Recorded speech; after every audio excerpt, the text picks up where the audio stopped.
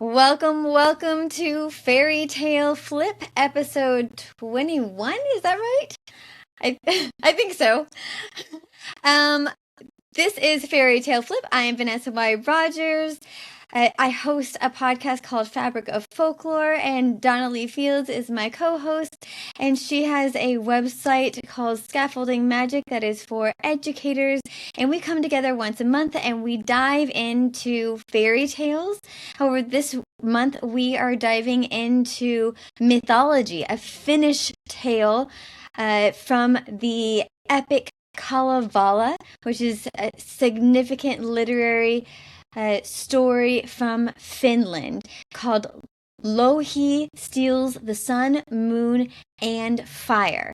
And Donna is going to give us a little short rendition of the story, and then we're going to talk about this amazing winter solstice story.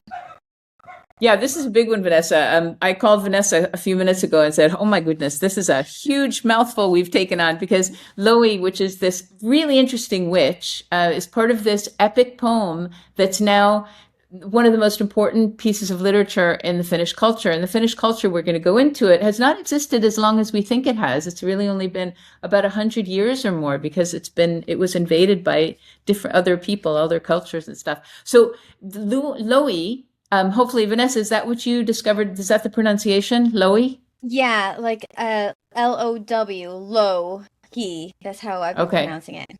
Right. The only thing I know about Finnish is that the stress is always on the first vowel, so it has to be Louhi. So that makes sense. Anyway, this is part of an epic poem, and the Kalevala is a tale about the heroes of Finland, about real and mythical heroes. And Louhi appears in this tale. She's just one little chapter of part of this epic poem.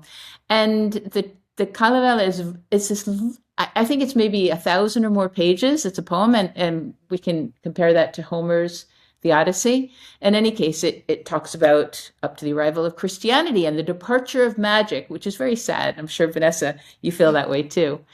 And so the Kalevala has a lot of different tales in it. It talks about the adventures, specifically here of the sage Vainamoinen. And I'm sure if there's someone who's Finnish who's listening, you're going to cry at that pronunciation, so excuse me. And how he uses his magic to accomplish great deeds like creating the kantele, which is the harp of the Finnish people. And it's a traditional 5-string lap harp with a very distinctive sound. And it's still used in Finnish schools. We need to know who he is because he is very important to the story of Louhi. He persuaded a blacksmith to forge the sampo. And the sampo is critical in Finnish history mythology. It's a magic mill that grinds wheat from one side, salt out of another, and gold out of a third side. And this was a bone of contention between two people. And in the end, it really did destroy one of those cultures. We might get into that in the end. So the sampo, the mill, is a bribe for the witch Louhi by Vainamoinen. And Louhi is the leader of the Pohjal. And if you listen to Vanessa's retelling of this tale on her YouTube channel, which is a beautiful retelling, the Pohjal is a magic land north of what we now know as Finland, because he wants to marry one of Louhi's daughters, which are always known as very beautiful, probably very intelligent also, because she is a real cracker. So anyway, Louhi's powers are vast. She has great magic. At one point, she steals the sun and moon and locks them away.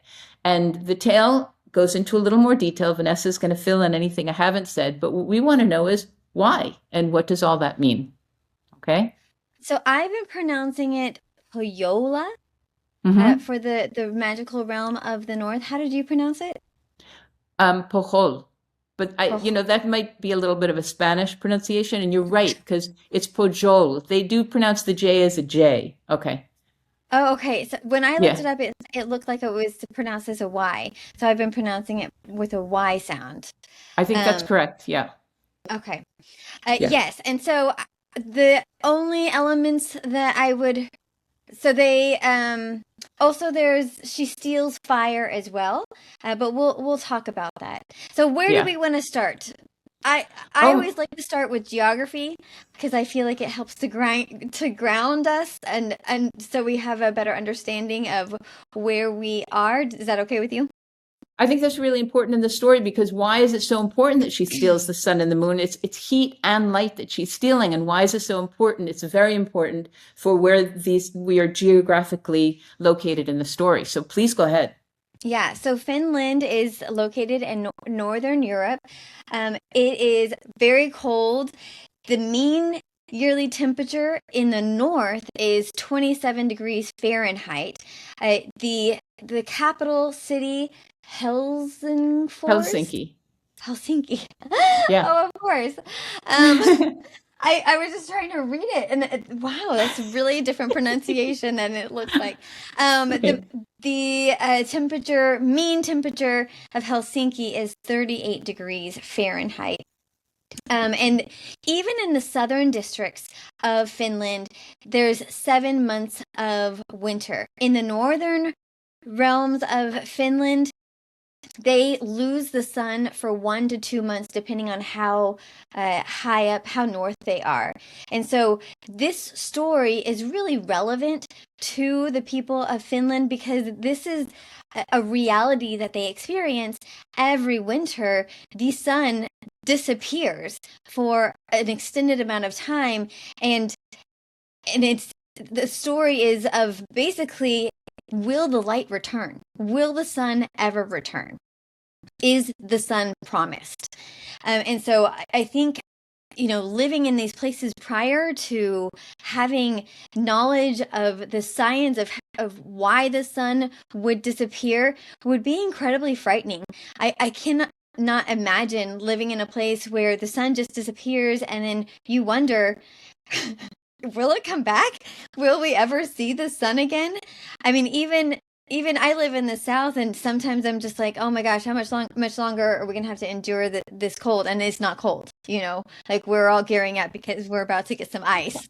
In Texas, we're all worried that we're gonna lose electricity because the towers don't seem to be able to handle ice. So anyways, everyone's stocking up, and the grocery stores are currently being shelves are bare. But anyways, back to Finland. um, the country is about the size of Montana or New Mexico, but there's only about 5.6 5 million million. people, Yep. which is Yeah. quite sparse. So there's not a whole lot of people, probably because it's such a cold place to live.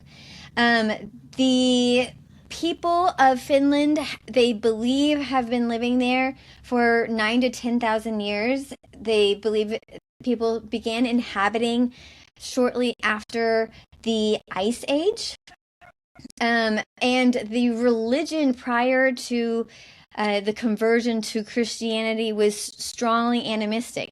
And we see this time and time again in almost every single culture we've talked about. This has been the type of religion that they've had prior to Christianity coming in, where they believe in spirits inhabiting the world around them. So the forest, the trees, the stones. And one interesting element, I don't know if you came across this, the Saivo lakes. I don't know if that's how you're supposed to pronounce it. They're very deep lakes that are clear fed, and they often don't look like they have any sort of inlet. They're believed to have an underneath lake that leads to another world, another realm. Oh, I And love that. I love that. oftentimes it's like an underworld where the dead and spirits live. And so that was a belief of that religion. And also and this is part of the story as well. They believe that fire is a part of the sun, is a little piece of the sun. And so we see this element in the story. She didn't talk about it when she was giving the summary, but at one point, Donna. She not means only Donna when she says she. Donna, Yeah. yes, it's Donna. At one point, she steals. So Louhi steals the sun and the moon, and then she goes and she steals all of the embers out of everyone's hearths, and so she takes their fire as well. And so then the sky god Ukko, he's even like, wait, what's happening? Why are my hallways so dark? Why is everything so dim? And he takes his fire sword and he hits it along the edge, and he creates a little infant fire. And the bard that Donna was speaking about, who is basically the hero of the story, he calls down that fire, and this fire is wild. It's like a toddler. It's referred to as like infant fire, and it basically just like starts fires everywhere, and they have to go and catch it, and they have to tame the fire.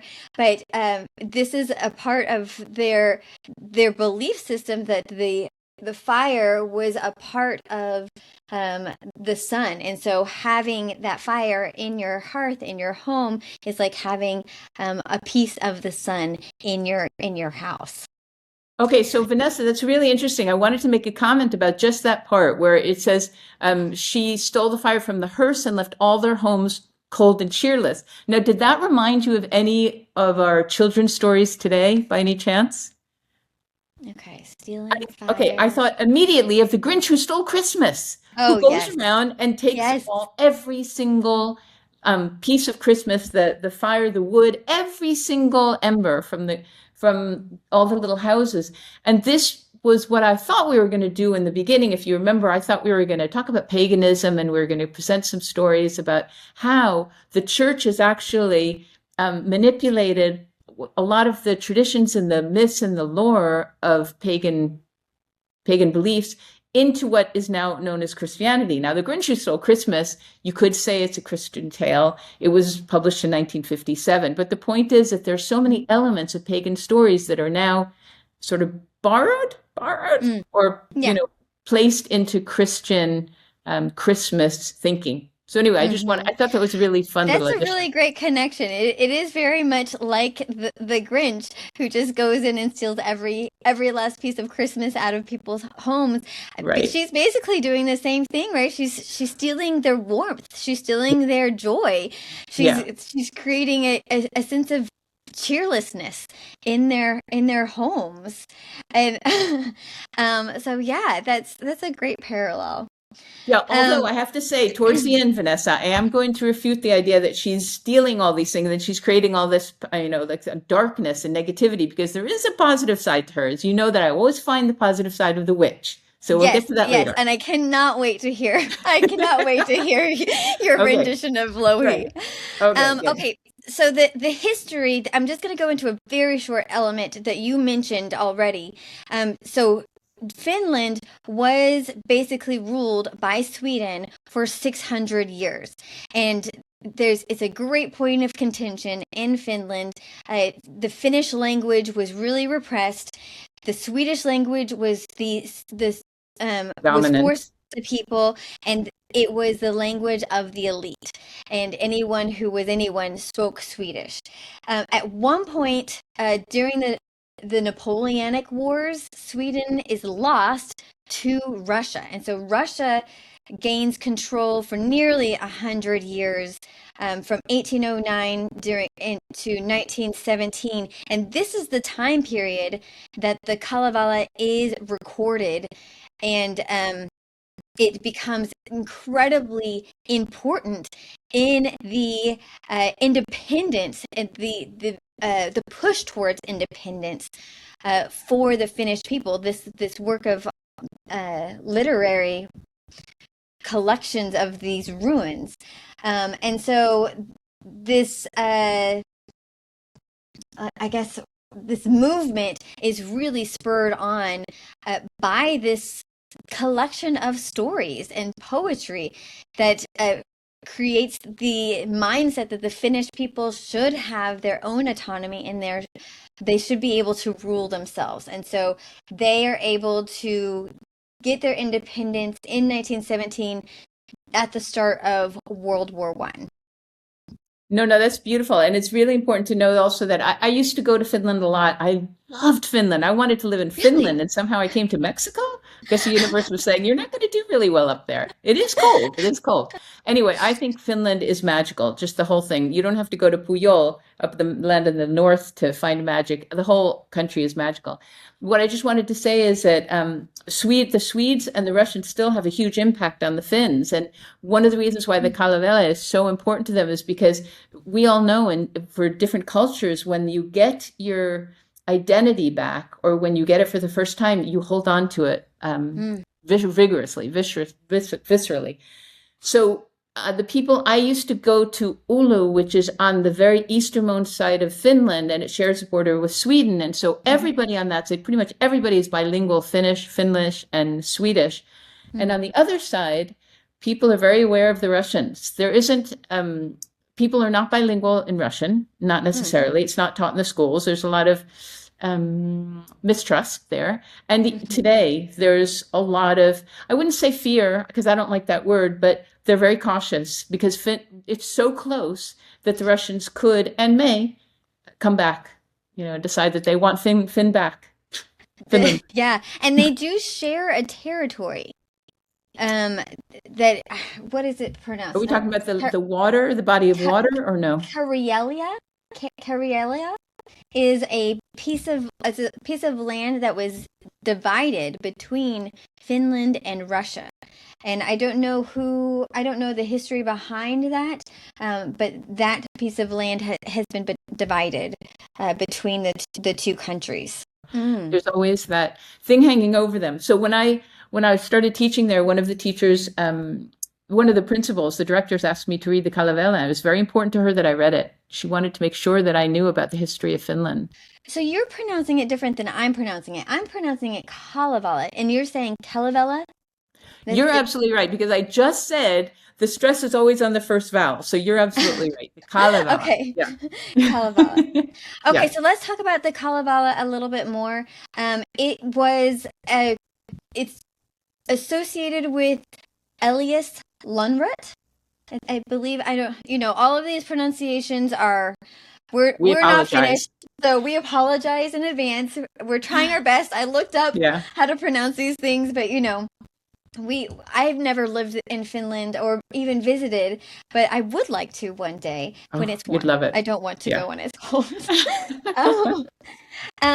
So the first publication comes out in 1835, and the gentleman is a doctor who turns into a folklorist. And originally he's actually collecting enchantments of medical enchantments.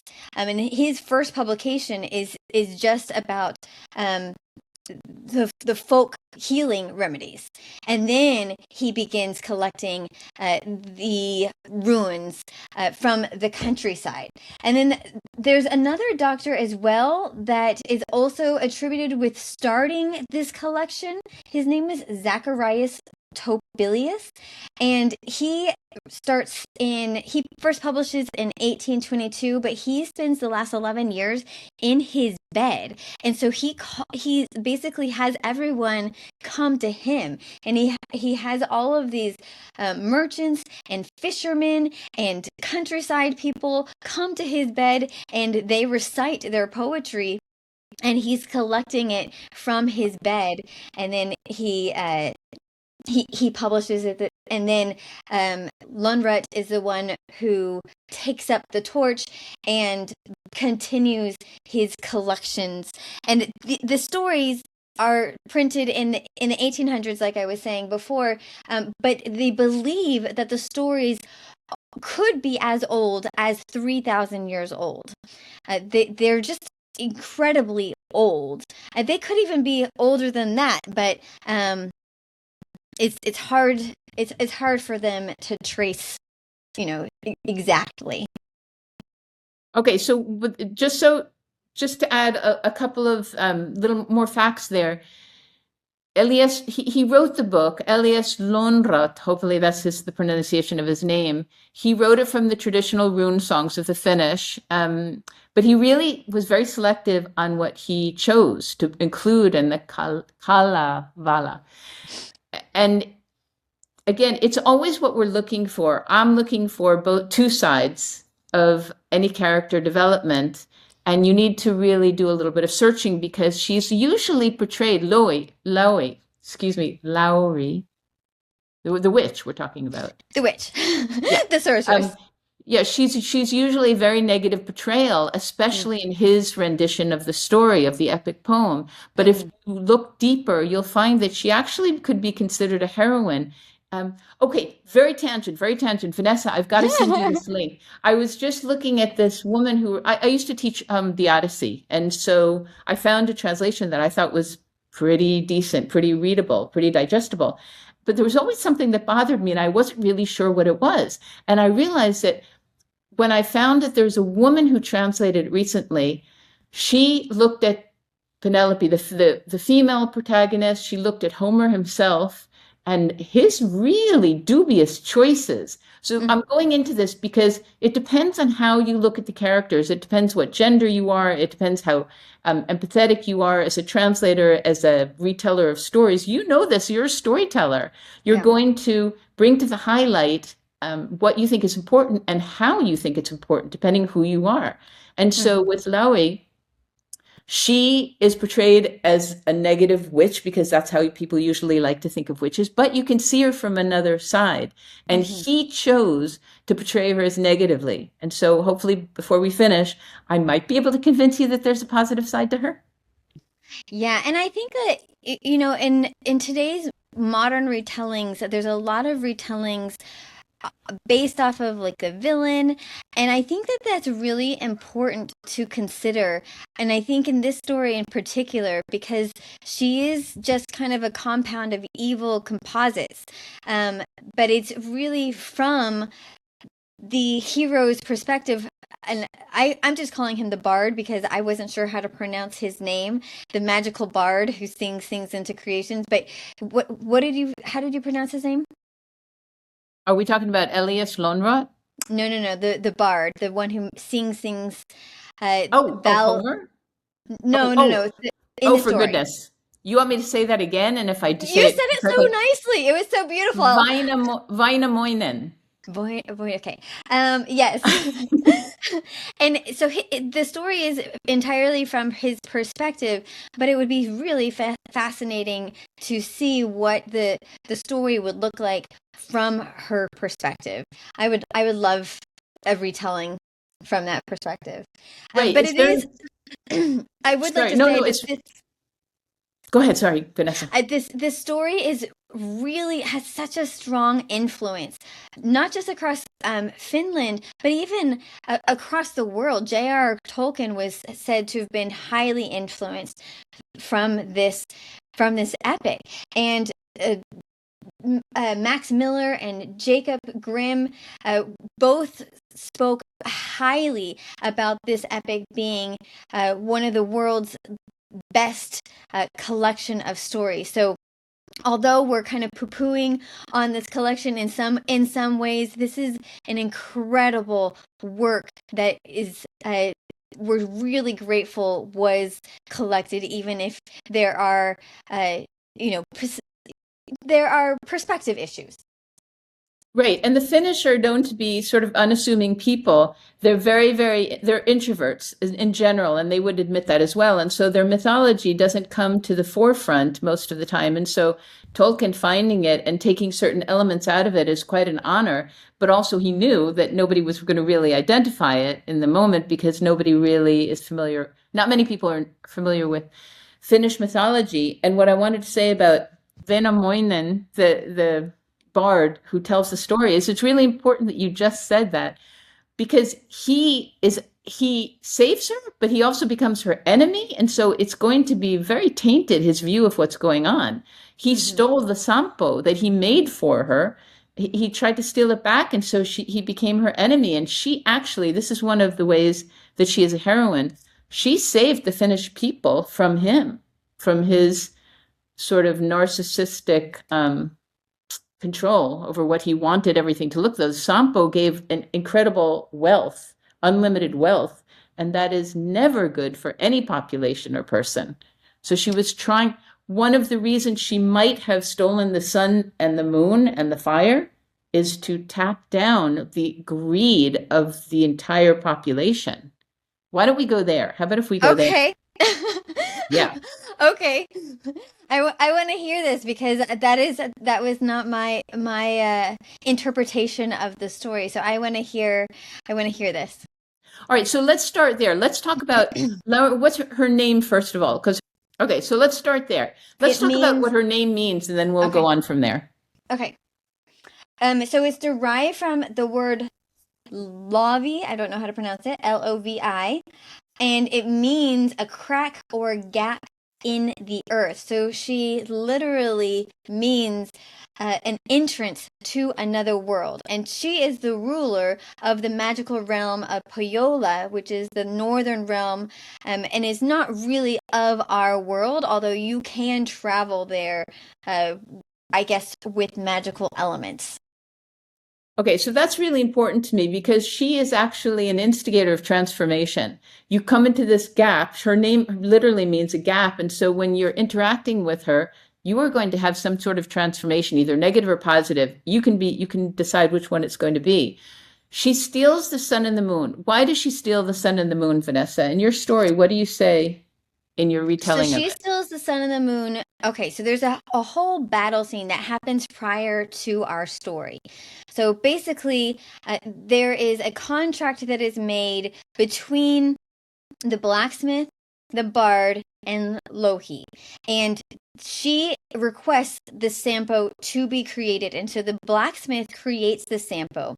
But she keeps it for herself, whereas they believe that it is something that should be shared amongst the entirety of the world. It's not something that should be hoarded. It should be something that should be distributed equally. She holds it only for herself and the people of her land, and they don't believe that that is something that she should be able to have because it is something of such immense power. And so they go to try and steal it from her. There's no negotiation, I guess, prior to this, and then they have a battle. And in the battle, the Sampo is destroyed, and it is broken into hundreds of pieces. But it's still even all of the broken pieces that flow up into the shore because it's in the water when it's broken.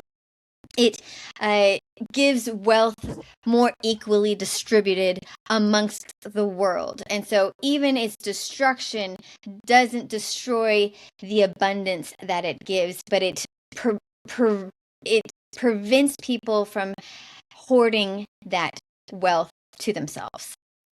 Okay, so it's a perfect point. So I know when I was reading your notes, it's obviously from the research which says, Louhi didn't want to share abundance with the rest of the people. And in my perspective, what she was doing was saving the people because it became such a bone of contention, the Sampo, that we're all sparks of the divine. Hopefully you believe this. We are all literally just sparks of the divine, and we all have abundance and infinite wealth because we are sparks of the divine, and the divine is abundance and wealth. However, we have not learned yet as the human people how to use that wealth, to use it evenly, in a balanced way. We use it selfishly a lot of the time. Mm-hmm. And this is a great example of it. People were fighting over the Sampo and using all of its wealth to better themselves. And then it started being a bone of contention, as I said before. And it was almost the downfall of both people, the Pohjola, the northern people, and what's now the Finnish people. So what she was doing was spreading, the destruction of the Sampo meant that it was spread around, and not one piece had more power than the other. And it also had less power than everything together, so that people had to be more discerning about the wealth that they were earning. But she doesn't do the distributing. She keeps it to herself, and it only becomes distributed once it's destroyed in the battle. Right. So we have to decide, was it destroyed or did she let it be destroyed? Mm-hmm. That's a whole perspective. Mm-hmm. Yeah. Okay. So that's one thing. She did hold it prisoner in a mountain. We also want to look at the blacksmith. So again, I'm going back to her as a figure of transformation. A blacksmith also is a figure of transformation. She asks the blacksmith to make the sampo for her.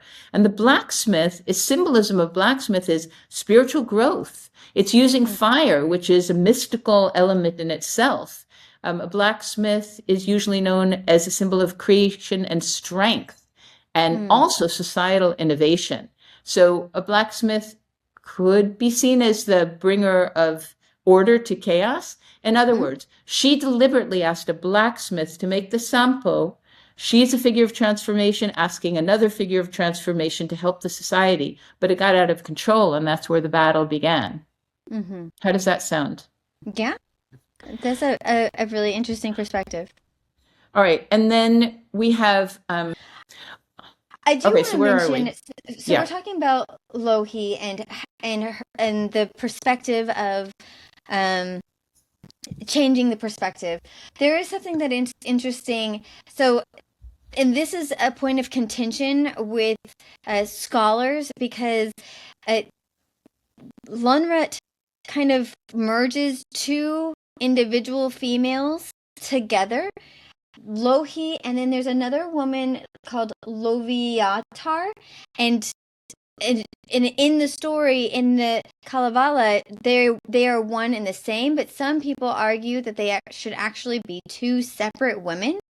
And Loviatar is important because she is at one point impregnated by the wind deity, and then she gives birth to 9 diseases and plagues.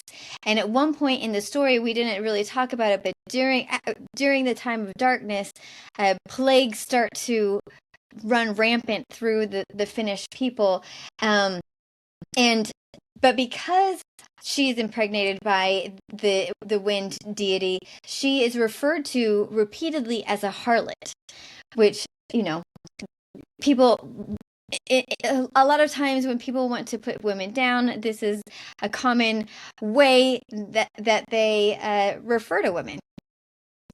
Disempowering women, by calling them names. And so this is our chance, Vanessa, to give her back her power that she was very happy to take for herself. But, taking the sun away, this is another reference to another Greek myth. She stole the sun and the moon and the fire, and the crops began to die. Farmers couldn't farm. Everything is dying.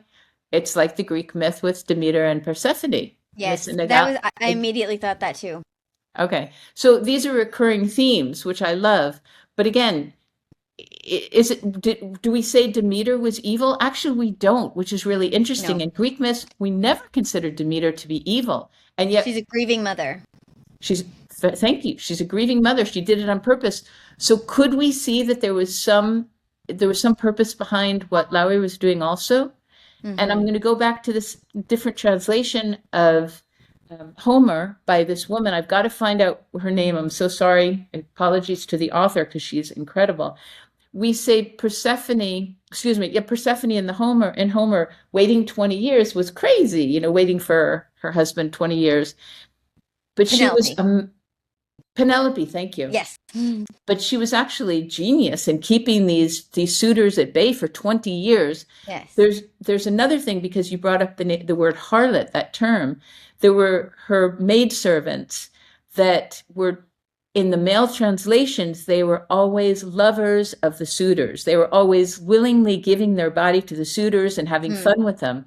In fact, in the Greek, the term was slaves. They were not her maidservants. They were slaves. Slaves had to do what anyone with money had wanted them to do. So in other words, they had no consent. And so this is always the translation or the interpretation of someone who's writing it down. Yes. And okay, so you and I are both reacting to two different interpretations of our research, which I find fantastic. And it also makes you wonder, who are the poetry singers? I'm not clear, because they call them rune songs. I'm not sure if they're sung or if they're recited. I don't know how they were told in story form. But I'm curious who the tellers were, because in some cultures, tellers are women, but it seems like a lot of the tellers were males. So even if Lunra is taking down these stories, if the primary original sources that he's getting these stories from are also males, then they're also going to have these perspectives slants that are from their own livelihood and their lives. I think that's a really important point, and we're not going to know because Right. history will usually give the patriarchal version and names, and we know very well, even in classic literature, that many female authors used male names just to get published. Yes. Right. So we're not going to know. That's why There it's is- up to us to stress our good points here. I found a good quote from a scholar who focuses on mythology and folklore, and she says many ancient crone goddesses were demoted when their people were conquered or converted into hags, evil stepmothers, forest-dwelling witches, and other villains of fairy tale and legend. Thus, we often find crone goddesses appearing as evil or threatening figures, and the power she represents can still be threatening today to those who are uncomfortable with women of power. That's exactly what I'm reading right now, Vanessa. One of my notes is that we can see her as a leader, and how many men are intimidated by a female leader? Unfortunately, many. But we can see her as charismatic and a determined leader who often outsmarts the male heroes in the Kalevala. She's a force of nature, but feminine strength. And a lot of people see her as independent power, which also men are intimidated by. A lot of women are too, but she challenges that patriarchal norm, and she is the most powerful woman in Finnish mythology. And she's different than other villains that we come across, in part because her actions are not purely selfish. They are for the people of her land and her world. So she's not just acting out of greed, selfish greed. She is acting in terms of what she believes is best for her people and her land and her realm. That's right. When we talk about the Sampo, she went to battle because the heroes, the men, the patriarchs, were trying to use the Sampo to further their needs. And what she was trying to do was get it back because it wasn't good for her people. So what you're saying is, I absolutely agree with. She was not being selfish. She was being I wouldn't go so far as saying selfless, but she was being a leader. Mm-hmm. Yeah. Go ahead. No, I agree. She wasn't being cruel per se. She was just she was just fighting for her own land. And I actually had to look this up because at one point I was like, but I can understand why she would be angry if they stole something from her. There is this element that we haven't really talked about when she has this contract.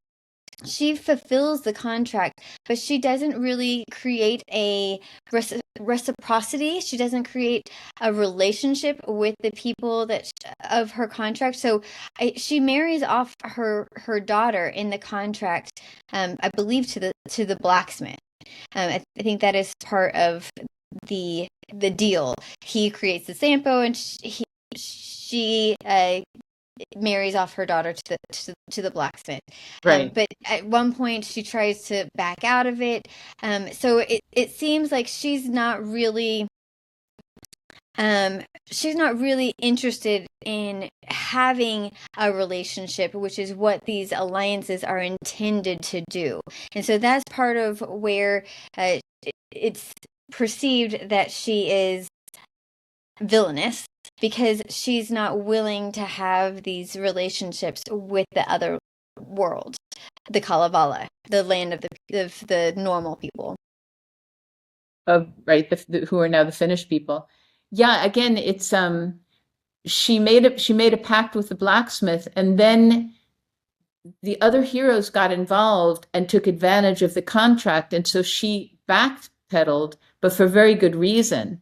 And one of the things we can see is that when she took the Sampo back, Let's go to the sun and the moon. When she stole the sun and the moon, who's it? The Vainamoinen, the bard was actually the one who had the beard that was burned and his hands were burned. Was it him or Yeah. was it the blacksmith? It was the bard. It was the bard. So let's look at the beard. The beard is a symbolism of power and wisdom and maturity. And it was burned, which is a really strong indication that what the bard, that the storytellers are saying is that he was in the wrong. His wisdom was obliterated. He was wrong in trying to get the Sampo back. And it's a shift in ancient divine authority. So again, she is the instigator of spiritual transformation. And we see right here with his burnt hand and his burnt beard that she was changing the dynamic. She was changing the paradigm. I love that.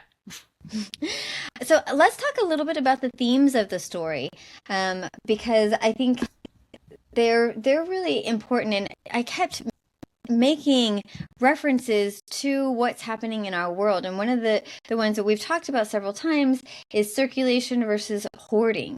And we see this even more evident today than in any other time period. There's so much inequality of wealth.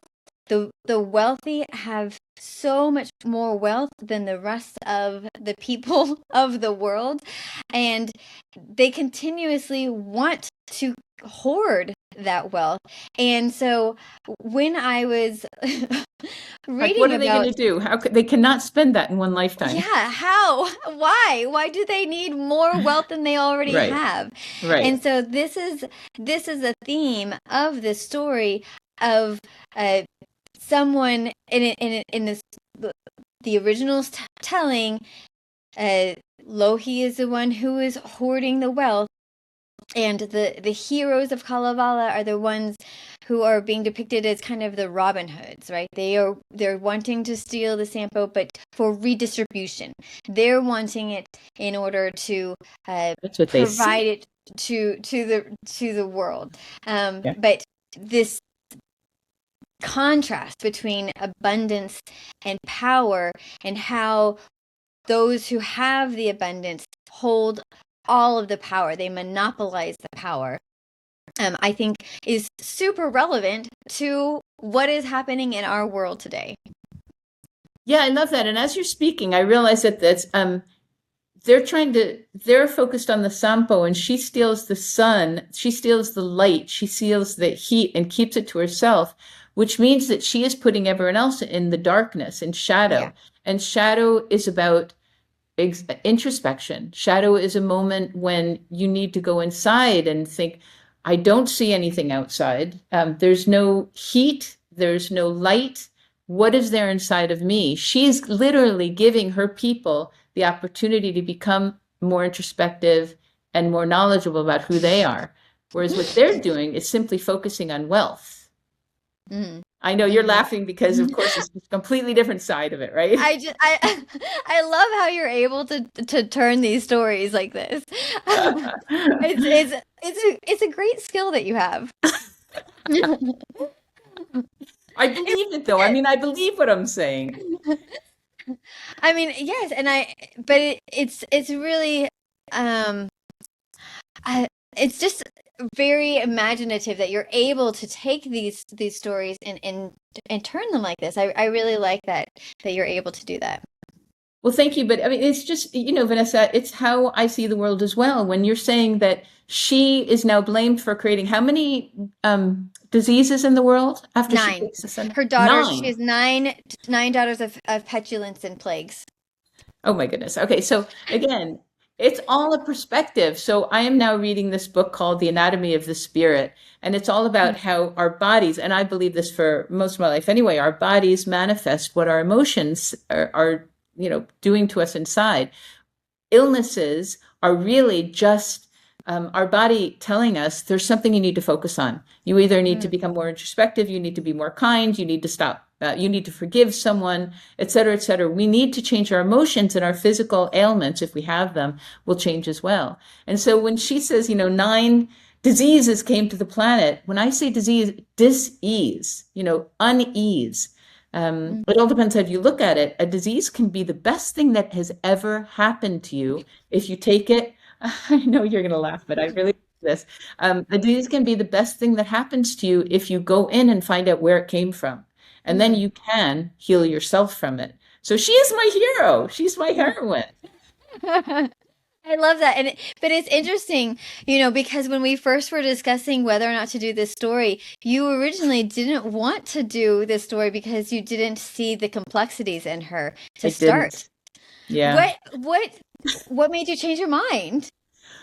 I think when I saw all of your notes, I thought, oh my goodness, this is just so heavy. And then it just kept, I think this happened in the last time also, your notes that you sent me, and I know you don't do this intentionally, but I just have fun with it. It was just saying how horrible she was. And I said, she can't be this horrible. She can't be. There's another side to her. And so I looked deeper. I just looked deeper.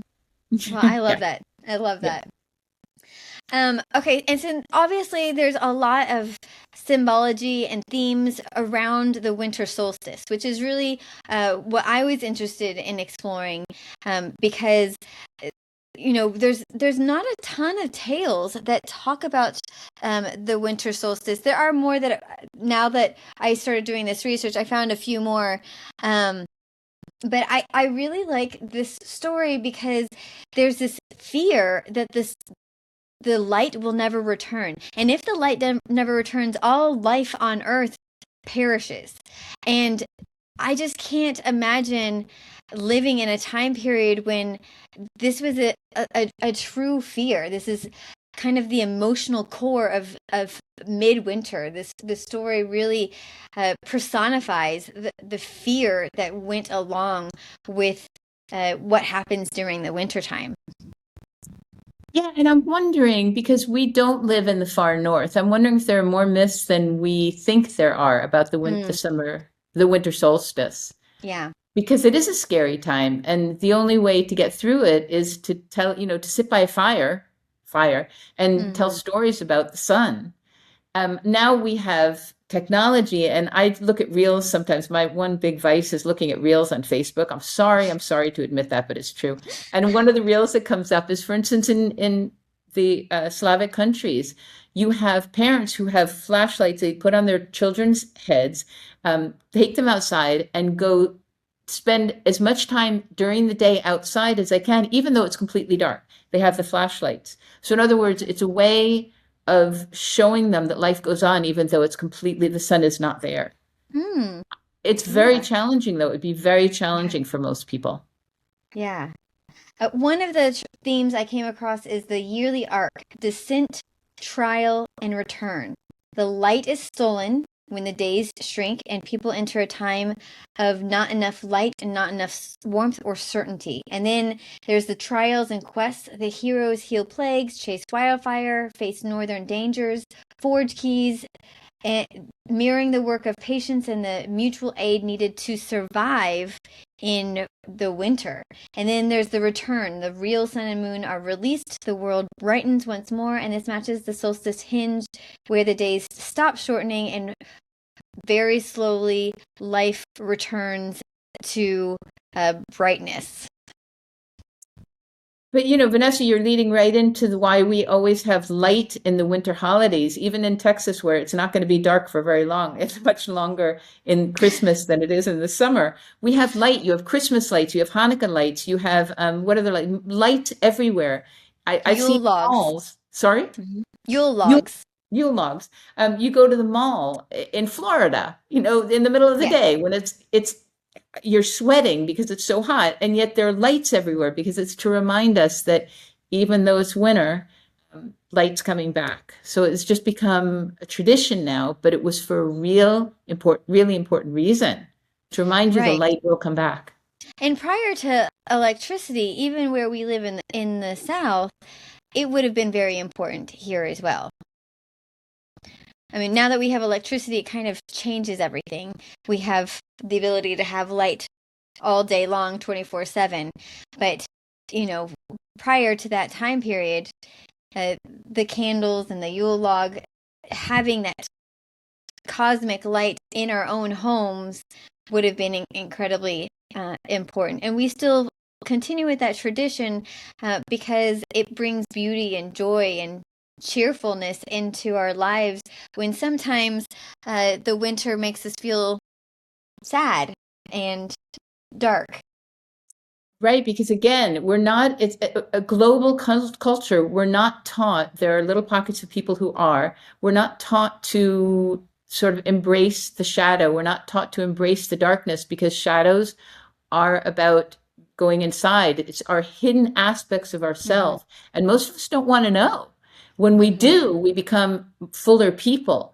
But it's about transformation. People are afraid of their dark side. People are afraid of the dark. People are afraid of spiritual transformation. A lot of people, not all. I'm not. I don't think you are, Vanessa. But it's the darkness. It's the physical, the literal, and the metaphorical darkness that scares us. And that's why it's so scary that Louhi steals the sun and the moon. How dare she? But she does it. Again, she does it to get people to become friends with their darker side. And also the fact that we have electricity kind of prevents us from slowing down. Whereas in the natural order of the world, the winter was a time for reflection, as you were saying before, and slowing down. It was a time for sitting around the fire and telling stories and not being so busy. But we don't slow down anymore. We don't take this winter time to be reflective or stop and tell stories by the fire. We just keep going, and it's to our own detriment. And we need to sleep more in the winter. I mean, there are no lights and we're supposed to be sleeping. That's our biology, but we don't do that either. The electricity keeps us awake, and that's not healthy for us either. So good points. Good points. All right. So tell me, go ahead, please. I was going to say that I was going to mention 3 other stories that I found that are tied to the winter solstice. So the first one is the raven steals the sun. Have you heard of this one? Sounds familiar. Okay, so it's an Inuit tale. And basically a selfish wizard cuts a hole, a male wizard. He cuts a hole in the sky and he steals the sun and the moon and he seals the world in darkness. People start to suffer, and the raven, who is a trickster character, and he's not generally a hero. He does things only when it benefits himself, but he finds himself in darkness and he doesn't like it. And so he finds a way to make his way into the world. He loses a feather on purpose and it ends up becoming a baby. And so he has disguised himself as a baby of this wizard's household. And he's able to steal the sun and the moon back from this wizard family that has stolen it into another realm, and he brings it back into the real world. And this cycle happens every year where the raven has to refree the sun. And once again, the Inuits live in the very northern areas of the globe, and so they deal with pure darkness for a month to 2 months, depending on where they are geographically.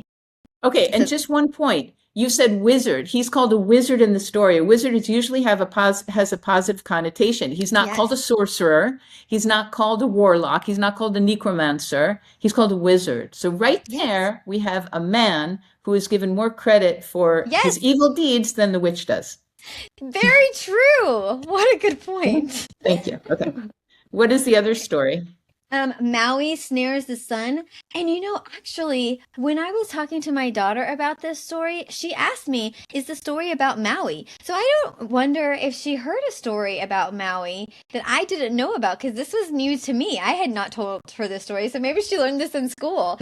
She's in a dual language program And they use folklore as part of the That's curriculum, so it's fantastic. possible Yeah. that she learned it in school. But basically, the story goes that the sun races too fast across the sky, leaving very little daylight during the daytime for people to get any work done. And so Maui and his brothers go chase the sun, and they snare it in nets, and then they beat it so that it will move more slowly, so that they can lengthen the day. And that's how they're able to fix the problem of the too short of days. They're able to lengthen the day by beating the sun. This seems like a very male solution. Right? Because do we have to say that Lowry does not beat the sun? She simply takes it and puts it in a mountain, and later it comes back whole and healthy? Yes. Okay. There's no violence. No, not necessarily. Okay, very Okay, interesting. and this one is funny. This one I found very humorous. It's an African tale. It's a bushman, who is referred to as the Sun Man because when he's born, he has the sun in his armpit. And so his job is to go into the middle of the village and hold up his arm to provide light for all of the villagers to see by. And as he grows old, he becomes lazy and he sleeps more. I guess not lazy, but he needs more sleep. And so Right. he will nap in the middle of the village, and the children will come and they'll lift up his arm so that people will get more light during the day. And at some point, the mothers of the village, and I'm not sure why they don't do this, but they have their children lift up this old man, bushman, with his arm up so that the sun is shining. And then they start spinning him until he flies up into the sky so he can provide light for all of the villages, not just the one village. And so that is how the distribution of light occurs when it was only originally in one village from a man's armpit. Well, I love that. I could say a lot of things about that story, but the only thing I'm going to say is, of course, the children, empower the children. Let them take and get involved. Empower the children. Yes. Yeah. There was one other thing I was going to mention.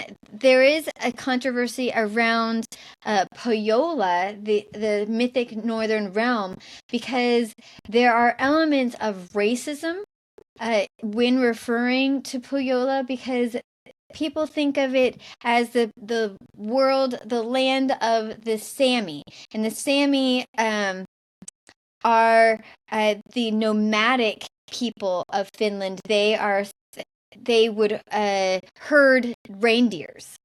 And I don't believe that they are nomadic anymore. I think, just in our modern world, it's difficult to be nomadic. But that was their original. I think it was just recently that they probably stopped that. But so a lot of the stories, when they're referring to the people of the Northern Realm, they're referring to the Sami, and they're doing it in a distasteful way, with using language that is derogatory. Yeah, and if we have any Finnish listeners, please correct me if I'm wrong, but I do seem to remember that there's still a lot of prejudice. There's a lot of segregation between those two peoples. Even though they might be considered Finnish, they're not considered to be of the same ilk, no pun intended, or yes, as the rest of the Finnish people. So that's very interesting. We'll have to delve into that another time. Okay, what have we not touched on? What have we not talked about? We have touched on so many things. I've enjoyed this so much more than I thought. I really was dreading this, as I often do for some reason, and then I get really into it. I love talking to you about these stories. Love it. I think it's because you don't like the original story, and so once you're able to grasp onto a perspective that you enjoy, then you're able to connect with it. Maybe. I think that's a good interpretation. Yeah, I need to connect to it. Yeah, I think she's amazing. I mean, I wouldn't have done everything she did, but she's amazing. Well, maybe you need to rewrite her story and tell it from her perspective. She needs her own version. Just like this female author did a different translation of Homer. Oh my goodness, yes. I have to talk to some publishers. Emily Wilson. Please read the translation of the Odyssey by Emily Wilson, and I've got to get it too because I love the Odyssey. I think it's absolutely incredible tale of life. And I think Odysseus made a lot of mistakes, so don't consider him a complete hero. That's right. And I think that the Odyssey is very interesting, and I would love to read her perspective as well, her translation as well, because he isn't written to be perfect. He makes a lot of mistakes, and it seems to be acknowledged that he's making a lot of mistakes. And I like that when a hero is complex and he's not just good or bad. There's good and bad in all of us, and it's basically the perspective of the storyteller and how we are going to perceive whether or not a person is morally neutral, good or bad, or chaotic. Right, but exactly what you're saying. He's a hero. We consider him a hero, but you're very comfortable with his faults. And yet with a woman, we don't seem to be able to forgive her faults as easily. Yes. Yeah. And so that's something That's we really need to be aware of. That's true. Yeah. Okay. All right. Well, thanks so much for listening, everybody. Make sure you hit that subscribe button if you like what we do and you want to support us. Make sure you're commenting if you're watching on YouTube, or if you are listening on a podcast platform. Make sure you're following us, because it really helps us to when we gain followers, and we're able to put out more content just like this. So make sure you are hitting the like button, subscribing, and let us know what stories you want us to dive into, because this is a lot of fun. And when people give us suggestions, we always find really interesting things to talk about as well. Agreed completely. Yeah. So thank you, Vanessa. This is fantastic, as usual. Thanks so much for listening, and keep the fairy tales alive. Thanks, everyone.